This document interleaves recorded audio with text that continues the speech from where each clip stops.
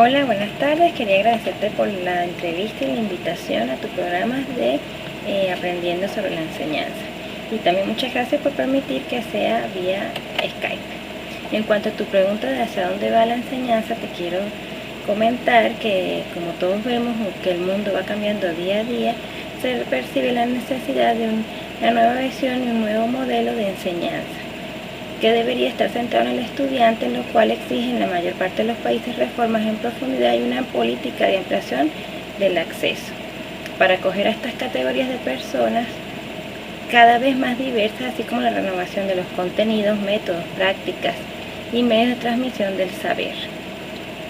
Las instituciones de educación superior deben formar a los estudiantes para que se conviertan en ciudadanos bien informados y profundamente motivados, provistos de un sentido crítico y capaces de analizar los problemas de la sociedad, buscar soluciones para los que se plantean a la sociedad y aplicar estas y asumir las responsabilidades sociales. Para alcanzar estos objetivos puede ser necesario formular los planes de estudio y utilizar métodos nuevos y adecuados que permitan superar el mero dominio cognitivo de las disciplinas. Se debería facilitar el acceso a nuevos planteamientos pedagógicos y didácticos y fomentarlos para propiciar la adquisición de conocimientos prácticos, competencias y actitudes para la comunidad del análisis creativo y crítico, la reflexión independiente y el trabajo en equipo en contextos multiculturales en los que la creatividad exige combinar el saber, la ciencia y la tecnología de vanguardia.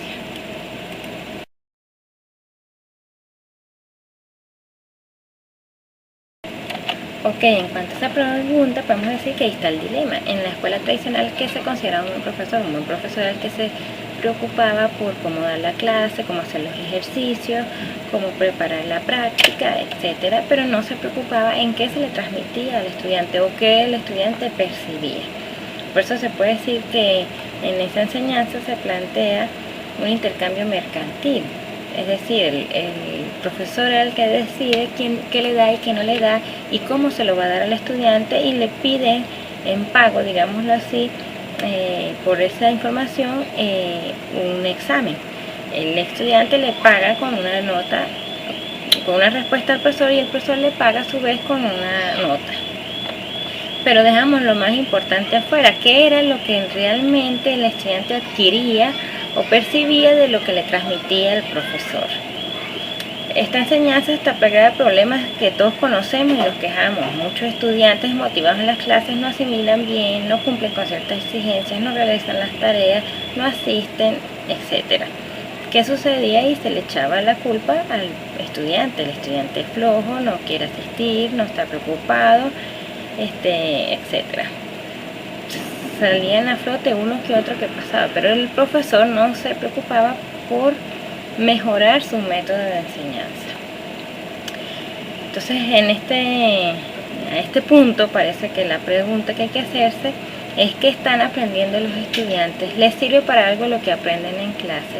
¿Tienen alguna resonancia lo que aprenden en sus vidas? ¿Tenemos una relación con estudiantes adultos o cuasi adultos, o estamos tratando con niños? Sirve mucho enseñar esquema informativo casi fijo en un mundo tan cambiante.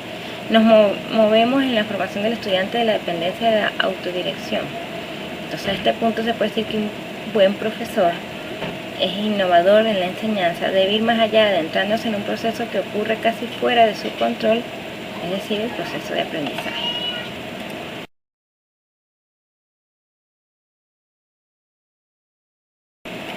Ok, en cuanto a esta pregunta, te puedo comentar que cuando uno aprende las cosas en la vida cotidiana por sí mismo, sea para resolver algún problema, sea por otra razón, hay un proceso de aprendizaje muy diferente en cuanto a lo que ocurre en la escuela o en la institución de aprendizaje.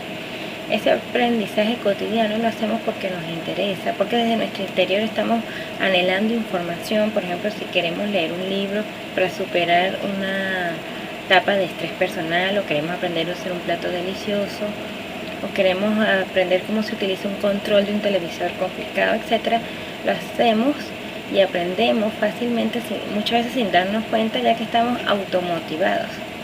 Ahora, ¿qué pasa en la escuela? O sea, ¿son siempre significativos los aprendizajes de la escuela? Pues la verdad es que no. Parece que nuestros alumnos no se interesan por nuestras clases porque la mayoría de la información que se les da no los involucra, no son saberes significativos para su vida o no saben para qué les sirve o pueden servir.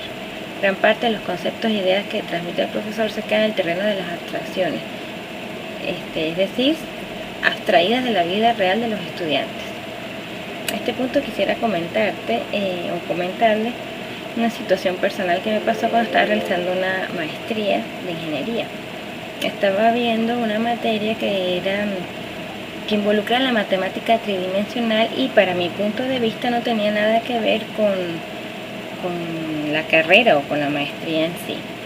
Yo me acerqué al profesor y le pregunté que por qué a este punto estaba viendo una matemática tridimensional si la maestría era de otro tema.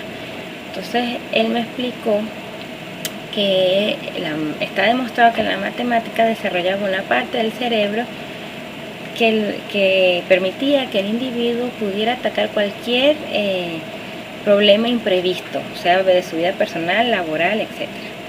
Cuando él me explicó eso, me motivó y pues, fue una de las mejores y obtuve, o sea, me motivó para estudiar y aprender esa materia que al principio pues no le veía ningún sentido en lo que estaba, en el entorno de mi carrera que estaba estudiando.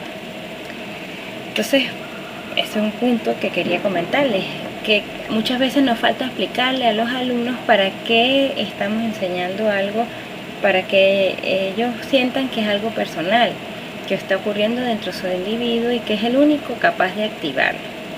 A este punto podemos decir que el proceso de aprendizaje está controlado principalmente por el sujeto que aprende, no por el profesor. Las personas aprenden cuando se involucran personalmente en el proceso de aprendizaje. El estudiante tiene que dejar de ser el objeto de la enseñanza para convertirse en el objeto de aprendizaje.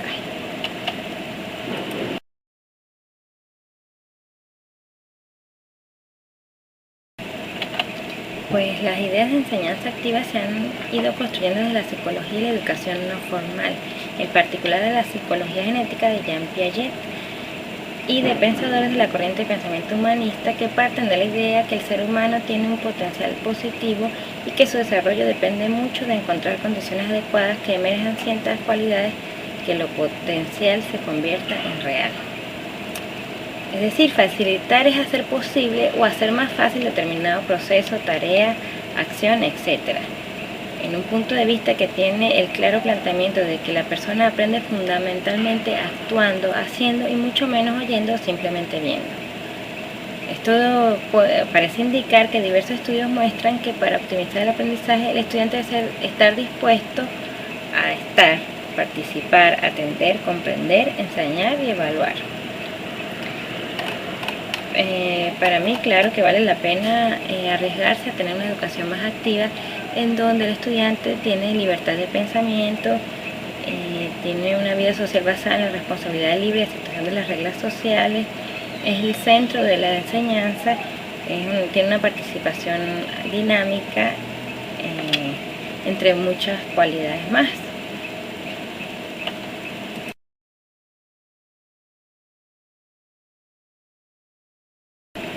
Siempre hay una angustia y temor al cambio. El cambio es algo nuevo donde perdemos el control de ciertas cosas y no sabemos totalmente lo que nos depara el mismo.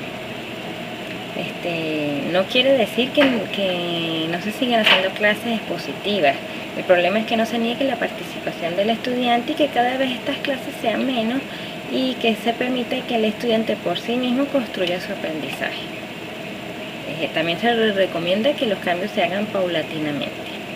Bueno, muchas gracias por permitir este espacio y espero que me sigan invitando y que entre todos construyamos una mejor escuela y un mejor proceso de aprendizaje-enseñanza. Gracias.